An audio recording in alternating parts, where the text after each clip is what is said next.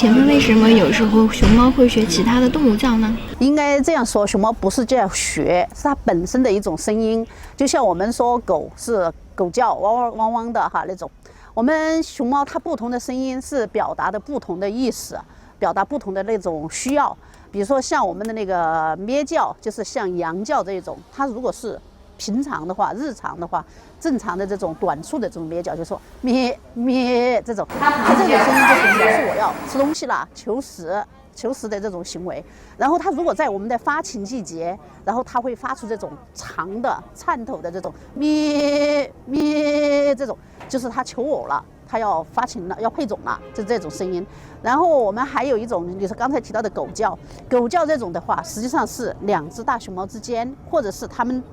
隔开的，或者是挨在一起的，有可能发生一些争斗，或者是一些威胁的这种，就是那种准备打斗的这种声音，它会发出那种狗叫，就是个这种声音，知道吧？还有其他的声音，比如说我们刚才我们的小宝宝在那儿的时候，它就会发出就是那种好像觉得不安全，然后需要寻求保护的这种声音。因为熊猫它不同的声音表达的是不同的意思，我们在网上可能听得到一些这种特别典型的这种声音。这些声音的话，实际上在了解大熊猫之后，你会知道它不同的声音是有不同的需求的。